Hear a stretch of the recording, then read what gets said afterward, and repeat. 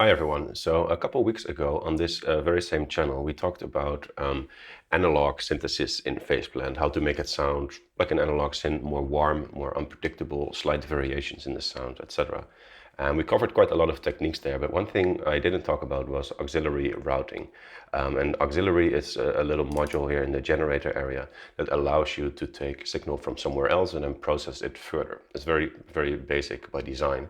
But we can use that to really do quite a lot in the generator area here and make sounds that are pretty complex and rich without having to rely on too many effects or not even on unison, because as we know, unison can smear the sound quite a lot and cause some phase cancellation.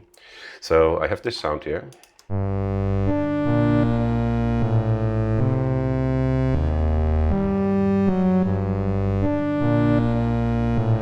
Which consists of this very simple source, just a sine wave and an analog saw there.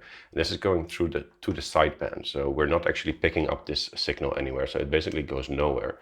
But we're using the out here to send it into two different effect racks where we use different kind of distortions and different filters. So let's try to see if we can recreate something like that. So I'll start with an analog here as well, and I'll add a sine to this perhaps as well.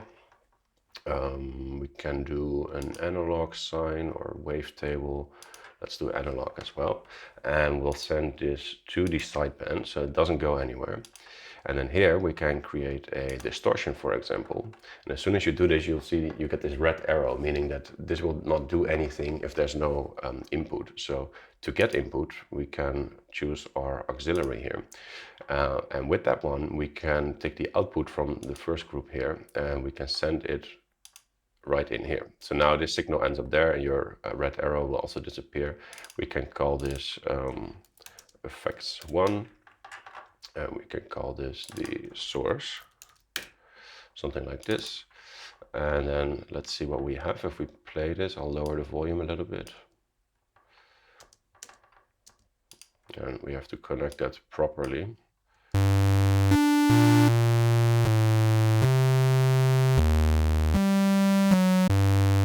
So now we can start using these distortions here to shape the sound.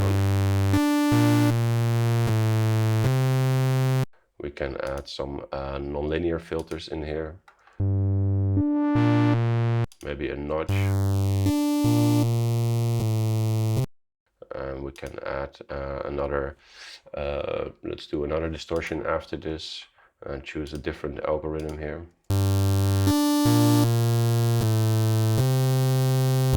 And then we can change the envelope here for a little bit of a slower attack.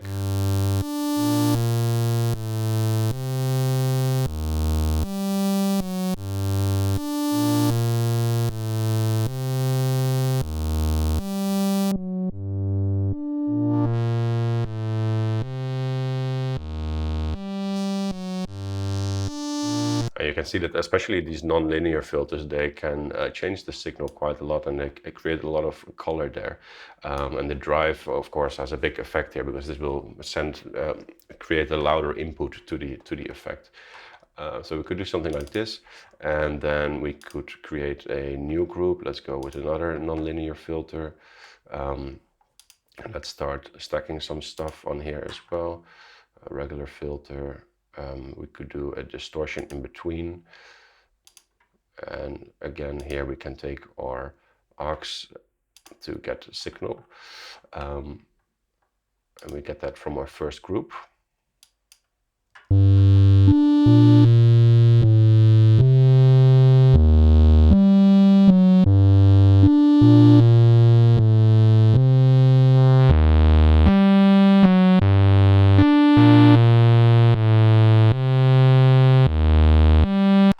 Now we can check our envelopes and make sure they're sort of in the same range. So we have 450 there. Let's do something like this here. And now we could send these both to different groups. So we can say that this first effect group, it goes to lane, let's just use lane 1. And then we can send this one to lane 2. And then we have to make sure that we send lane 1 to lane 3, just as lane 2. So now this first effect group, it arrives here in lane 1, the second one in lane 2, and both of them go to lane 3. So we could do some additional processing there. So I can take, for example, a small delay here.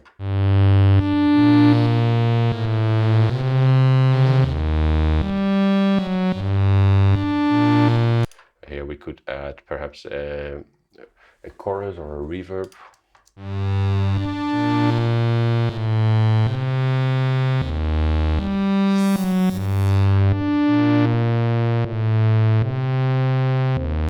And now you might want to modulate some of these parameters in between here. So we can go with an LFO, a rather slow one. We set the trigger to never trigger from node on. So this is going to be a free running LFO. We'll just keep going regardless of the node setting. We can set that to the bias. Bias will change the DC offset. It will basically create some errors in your signal, which can sound very nice and rich. So we can set that up a little bit there. We can rename this one effect 2. And we can apply some modulations there as well. So this is again just these subtle variations that we're using here.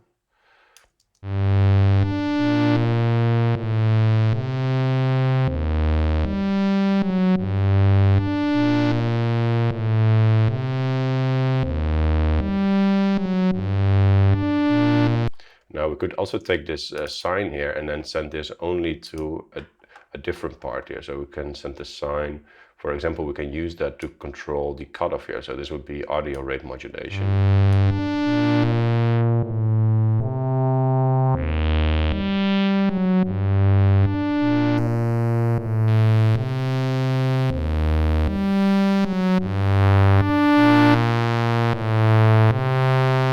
Now we can set up another LFO to create a bit of a vibrato kind of sound.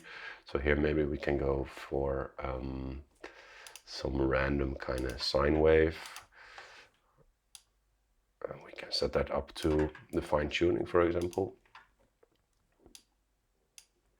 And we want to give that a very small amount.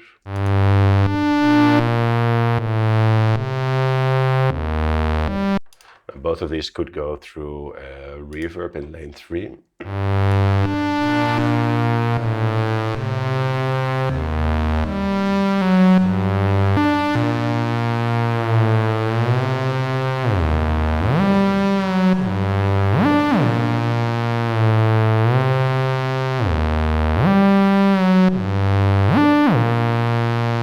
You could add now a sub to this as well. So we can create a new group here. We can just use a wavetable sine perhaps. So we can drop it minus an octave. This one can go straight to lane 3 perhaps. Or it can go to the master right away. We'll give it a bit of an attack as well.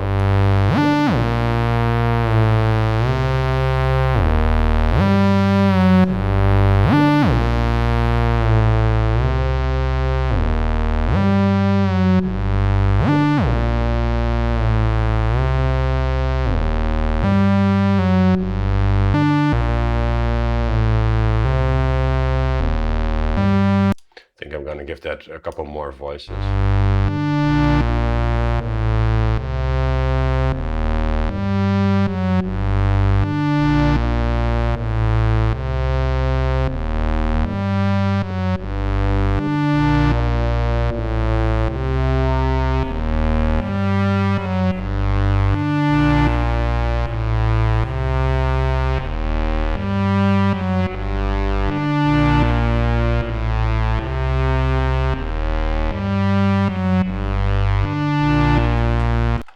So that's for the auxiliary module, and then we have another mix module as well. You can put that in between anywhere, and this allows us to just change the level, and we can invert the phase here, which can be interesting.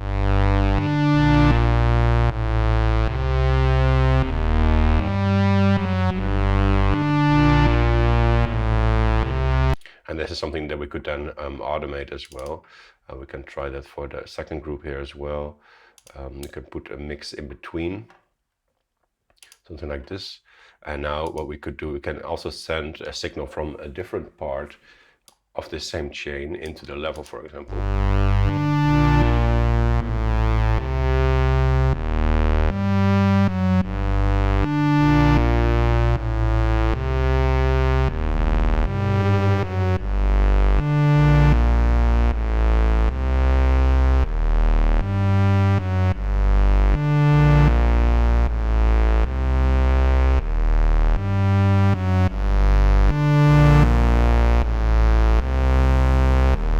could go with one last filter to limit this a little bit more, or to control that a little bit more.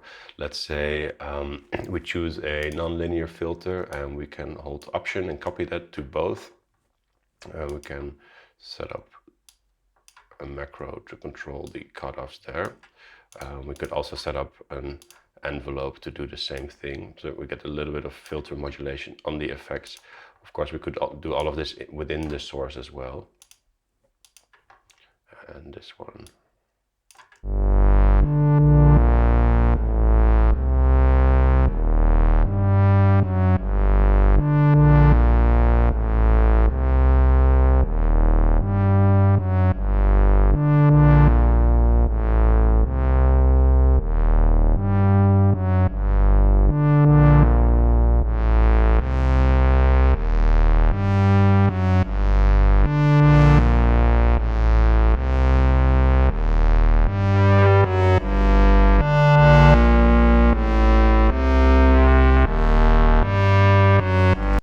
So hopefully with this you can hear that you can create quite some complex, rich sound.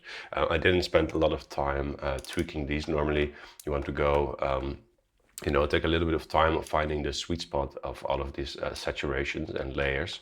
But in general, the idea is to just layer them up, choose a couple of notch filters, a couple of different algorithms, and this way we can get very rich sounds.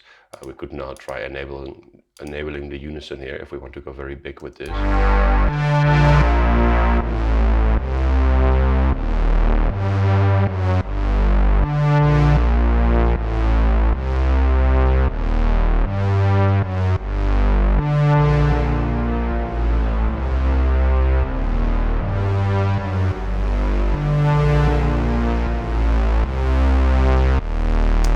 Right, so hopefully that's some new ideas for you there, and thank you for watching.